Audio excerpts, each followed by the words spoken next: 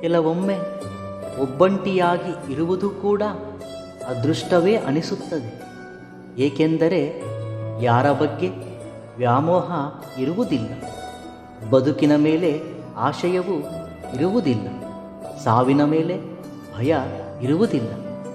ಆದರೂ ಒಬ್ಬಂಟಿಯಾಗಿ ಇರುವುದು ಸ್ವಲ್ಪ ಕಷ್ಟವೇ. ಮನುಷ್ಯ ಸಂಘಜೀವಿ.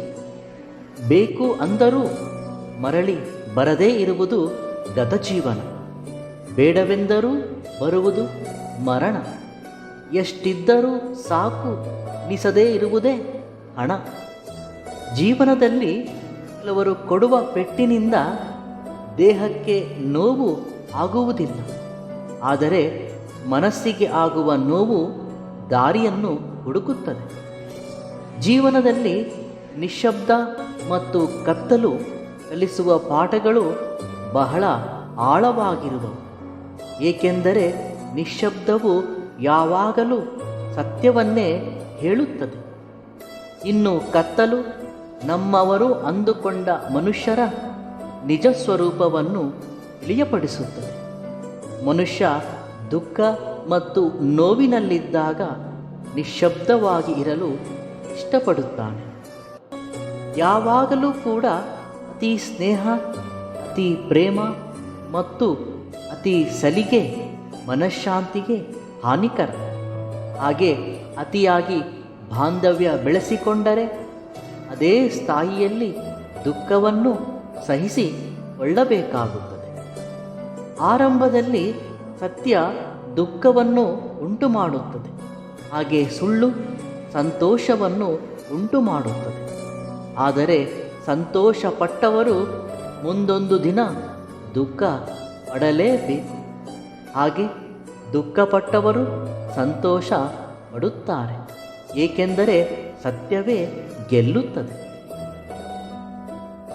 ಜನ್ಮತಃ ಯಾವುದೇ ಮಕ್ಕಳಲ್ಲಿ ಗುಣಗಳಾಗಲಿ ದೋಷಗಳಾಗಲಿ ಇರುವುದಿಲ್ಲ. ಹುಟ್ಟುತ್ತಲೇ ಮಕ್ಕಳು ಗುಣಗಳೊಂದಿಗೆ ಹುಟ್ಟುವುದಿಲ್ಲ. ಮಕ್ಕಳಲ್ಲಿ ವ್ಯಕ್ತಿತ್ವವು ತಂದೆ ತಾಯಿ ಪ್ರವರ್ತನೆ, ಆಡುವ ಮಾತುಗಳು, ಸುತ್ತಲಿನ ಸಮಾಜದಿಂದ ಬೆಳವಣಿಗೆ ಆಗುತ್ತದೆ. ಕಾಡಿಗೆ ರಾಜನಾದರೂ ಕೆಲವು ಪರಿಸ್ಥಿತಿಗಳಿಗೆ ತಲೆ ತಗ್ಗಿಸಲೇಬೇಕು. ನಾನು ಇದುವರೆಗೂ ಭಗವಂತನನ್ನು ನೋಡಿಯೇ ಇಲ್ಲವೆಂದು ಹೇಳಬೇಡಿ. ಏಕೆಂದರೆ ಕಷ್ಟ ಕಾಲದಲ್ಲಿ ಸಹಾಯ ಮಾಡುವ ಪ್ರತಿಯೊಬ್ಬರೂ ಭಗವಂತನಿಗೆ ಸಮಾನ ಎಂಬುದು ನೆನಪಿಟ್ಟುಕೊಳ್ಳಿ. ಕತ್ತಲಲ್ಲೇ ನಕ್ಷತ್ರಗಳ ಸುಂದರತೆ ಕಾಣಿಸುತ್ತದೆ. ಹಾಗೆ ಕಷ್ಟದಲ್ಲೇ ಜೀವನದ ಮೌಲ್ಯ ತಿಳಿಯುತ್ತದೆ. ಮನುಷ್ಯ ಇತರರೊಂದಿಗೆ ಮಾಡುವ ಯುದ್ಧಕ್ಕಿಂತ ತನ್ನ ಮನಸ್ಸಿನೊಂದಿಗೆ ಮಾಡುವ ಸಂಘರ್ಷ ಅತ್ಯಂತ ದೊಡ್ಡದು. ಪ್ರತಿನಿತ್ಯವೂ ಮನಸ್ಸಿನೊಂದಿಗೆ ಕಾದಾಡುತ್ತಲೇ ಇರುವನು. ಮನಸ್ಸನ್ನು ಸಂತೋಷಗೊಳಿಸಲು, ಮನಸ್ಸಿನ ಬಯಕೆಗಳನ್ನು ತೀರಿಸಲು, ಹೌದಲ್ಲವೇ? ಕಳೆದುಕೊಂಡಿರುವುದನ್ನು ಮರಳಿ ಪಡೆಯಲು ಆಗದೇ ಇರಬಹುದು, ಆದರೆ ಪಡೆದುಕೊಳ್ಳುವುದು ಮಾತ್ರ ಕಳೆದುಕೊಂಡಿರುವುದಕ್ಕಿಂತ ಉತ್ತಮವಾಗಿರಬೇಕು. ಕೆಲವು ಬಾರಿ ಮನುಷ್ಯ ಎಷ್ಟು ಆಳವಾದ ನಂಬಿಕೆಯಲ್ಲಿ ಮುಳುಗುವನು ಎಂದರೆ ನಾನು ನಂಬಿ ಮೋಸ ಹೋಗುತ್ತಿರುವೆನು ಎಂಬುದು ಗೊತ್ತಾಗುವುದಿಲ್ಲ. ಮೋಸ ಹೋದಾಗಲೇ ಅರಿವಿಗೆ ಬರುತ್ತದೆ ನಾನು ಮೋಸ ಹೋಗಿರುವೆನು ಎಂದು. ಇದು ನಮಗಾಗಲಿ ಅಥವಾ ನಮ್ಮ ಸುತ್ತಲಿನವರಿಗಾಗಲಿ ಅನುಭವ ಆಗಿರಬಹುದು. ಕೆಲವರು ಪತಿಯನ್ನು ಬಹಳ ಕೀಳಾಗಿ ವರ್ತಿಸುವರು, ಪತಿಯನ್ನು ಅಗೌರವದಿಂದ ಕಾಣುವರು. ಯಾವತ್ತೂ ಪತಿಯನ್ನು ಗೌರವದಿಂದ ಕಾಣುವುದಿಲ್ಲ. ಬಹಳ ಕೀಳು ಮನೋಭಾವ ಮತ್ತು ಅವರ ಬಗ್ಗೆ ಅಹಂಕಾರ ಮತ್ತು ದರ್ಪವನ್ನು ಮೆರೆಯುವರು. ಇತರರ ಎದುರು ಅಗೌರವಿಸುವರು. ಪತಿಯ ಮಾತಿಗೆ ಯಾವತ್ತೂ ಮನ್ನಣೆ ಇರುವುದಿಲ್ಲ. ಈ ರೀತಿ ಯಾವತ್ತೂ ಆಗಬಾರದು. ಪತಿಯಾಗಲಿ ಪತ್ನಿಯಾಗಲಿ ಒಬ್ಬರನ್ನೊಬ್ಬರು ಗೌರವಿಸಬೇಕು.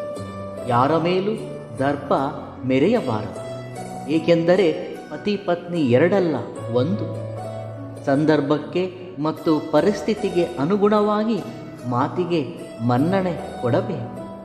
ಆಗ ಮಾತ್ರವೇ ಜೀವನ ಸಮಾನವಾಗಿ ನಡೆಯುತ್ತದೆ. ಇದು ಧರ್ಮ. ಮನಸ್ಸಲ್ಲಿ ಬರೀ ಕಲುಷಿತವೇ ತುಂಬಿಕೊಂಡು ಶರೀರವನ್ನು ಎಷ್ಟು ಶುಭ್ರವಾಗಿ ಇಟ್ಟುಕೊಂಡರೂ ಏನು ಲಾಭ? ಹೇಗೆಂದರೆ ಮೀನುಗಳು ಹಗಲು ರಾತ್ರಿ ನೀರಲ್ಲಿದ್ದರೂ ಅವುಗಳ ವಾಸನೆ ಹೋಗುವುದಿಲ್ಲ. ಹಾಗೆ ಯಾರು ಹೇಗೆ ಓದಬೇಕೆಂದು ಪ್ರತಿ ಪಾಠಶಾಲೆಯಲ್ಲಿ ಕಲಿಸುತ್ತಾರೆ, ಆದರೆ ಹೇಗೆ ಬದುಕಬೇಕೆಂದು ಮಾತ್ರ ನಿನಗೆ ನೀನೇ ಕಲಿತುಕೊಳ್ಳಬೇಕು. ಈ ಕಾಲದಲ್ಲಿ ಒಳ್ಳೆಯದು ಅನ್ನುವುದು ಮಂಚಿನ ಹಾಗೆ ದಿನ ದಿನವೂ ಕರಗುತ್ತಲೇ ಇದೆ. ಕೇಡು ಅನ್ನುವುದು ಬೀದಿ ಬೀದಿಗಳಲ್ಲಿನ ಕಸದ ಹಾಗೆ ಬೆಳೆಯುತ್ತಲೇ ಹೋಗುತ್ತಿದೆ. ಯಾರಾದರೆ ತಮ್ಮ ಜೀವನದಲ್ಲಿ ಬಾಂಧವ್ಯಕ್ಕೆ ಮತ್ತು ಪ್ರತಿಯೊಬ್ಬರನ್ನೂ ಅರ್ಹತೆ ಮೀರಿ ಪ್ರೀತಿ ಹಾಗೆ ಮೌಲ್ಯವನ್ನು ಕೊಡುವರೋ ಕೊನೆಗೆ ಅವರೇ ಜೀವನದಲ್ಲಿ ಒಬ್ಬಂಟಿಯಾಗಿ ಉಳಿದು ಬಿಡುತ್ತಾರೆ. ಮನುಷ್ಯನ ಮೌಲ್ಯ ಬಿಟ್ಟು ಹೋದಾಗ ತಿಳಿಯುತ್ತದೆ, ಸಮಯದ ಮೌಲ್ಯ ಕಳೆದು ಹೋದಾಗ ತಿಳಿಯುತ್ತದೆ. ಹಾಗೆ ಜೀವನದ ಮೌಲ್ಯ ಅನುಭವಿಸಿದಾಗ ಮಾತ್ರ ತಿಳಿಯುತ್ತದೆ. ನಾವು ಸಂಪಾದಿಸಬೇಕಾದದ್ದು ಆಸ್ತಿ ಅಂತಸ್ತುಗಳಷ್ಟೇ ಅಲ್ಲ, ಆರೋಗ್ಯವನ್ನೂ ಕೂಡ. ಅದೇ ಇಲ್ಲದಿದ್ದರೆ ಎಷ್ಟು ಆಸ್ತಿ ಇದ್ದರೂ ಏನು ಲಾಭ ಹೇಳಿ? ಈ ಪ್ರಪಂಚದಲ್ಲಿ ಬೆಲೆ ಕಟ್ಟಲಾಗದ್ದು ಎರಡೇ ಎರಡು. ಒಂದು ಮನಃಶಾಂತಿ, ಎರಡು ಸಂತೃಪ್ತಿ. ಇವೆರಡನ್ನೂ ಸಂಪಾದಿಸಿದರೆ ಅಖಂಡವಾದ ಆನಂದ ನಿಮ್ಮದಾಗುತ್ತೆ.